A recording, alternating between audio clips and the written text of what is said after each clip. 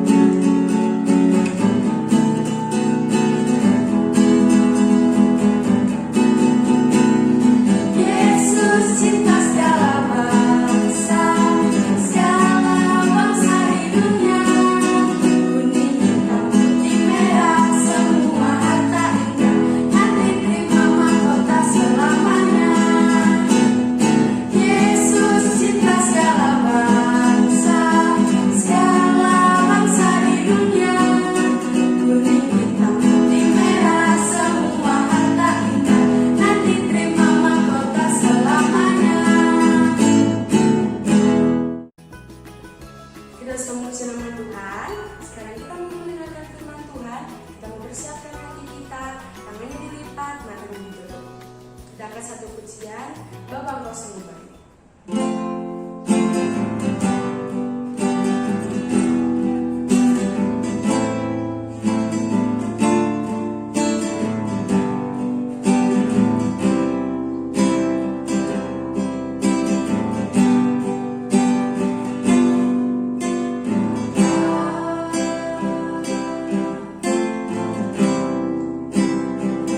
Engkau sungguh baik.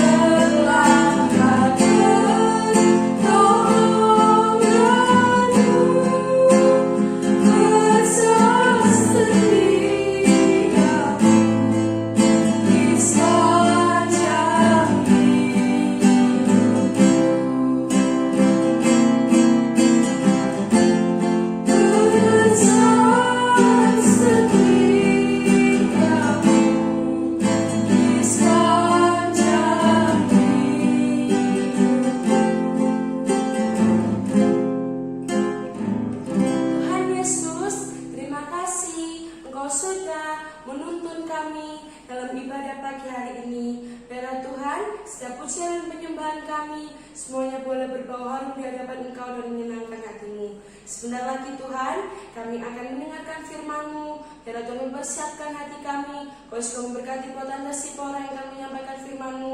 Berkati Tuhan. Terima kasih Tuhan. Di dalam nama Tuhan Yesus kami sudah berdoa. Haleluya. Amin.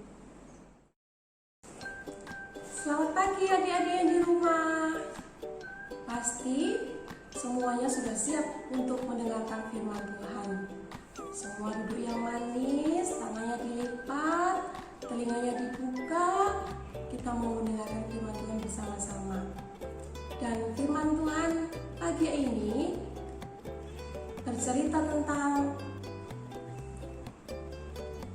di dalam Galatia 5 ayat 16 sampai 23 yang dalam perikop hidup menurut daging atau menurut roh.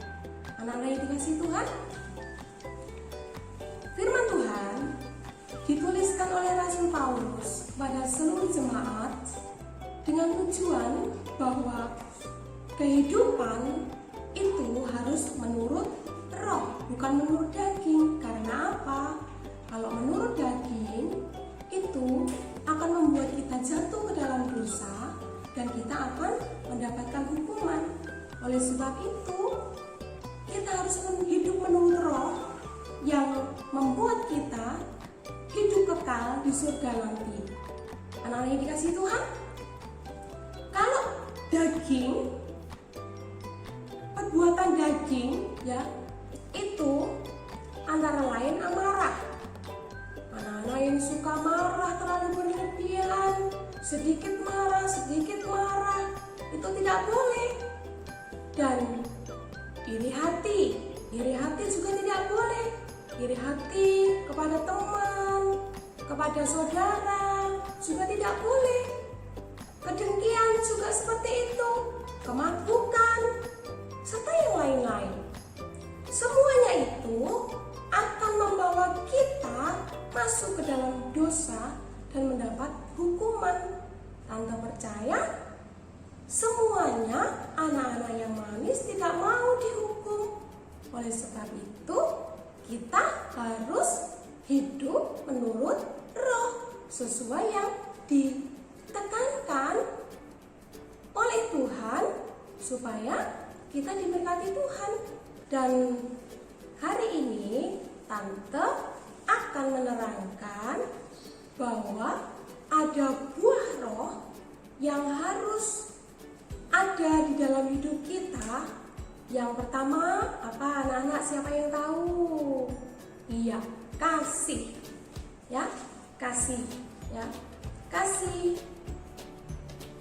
itu adalah hukum yang pertama yang harus kita lakukan supaya kita mengasihi orang-orang di sekitar kita, mengasihi mama, mengasihi papa, mengasihi semua saudara, mengasihi teman-teman, ya, supaya kasih itu ada di dalam hidup kita, ya, kita menjadi anak-anak Tuhan yang menyayangi semua orang di sekitar kita. Dan yang kedua adalah sukacita.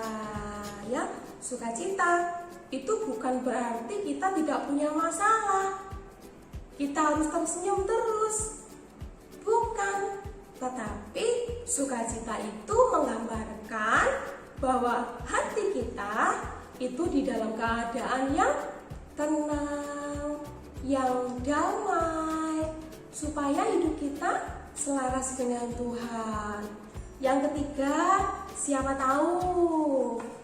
Yang ketiga adalah damai sejahtera. Kalau hidup kita ada damai sejahtera, hidup kita juga akan merasa tenang menghadapi segala sesuatu yang adik-adik kerjakan di rumah. Semua bisa merasakan ketenangan, ya. Dan yang keempat adalah kesabaran. Nah, ini yang paling sulit kita kerjakan, yang harusnya itu ada di dalam setiap hidup kita. Karena apa? Sabar itu susah anak-anak. Siapa di sini yang sudah sabar setiap hari? Wah, iya, sabar itu susah kita lakukan, tetapi harus ada pujian yang katakan, kasih itu sabar, tidak suka marah-marah. Nah, itu kan sabar, tidak suka marah-marah. Kalau marah, itu tandanya anak-anak tidak sabar. Sabar menghadapi anak-anak teman-teman yang menggoda kita.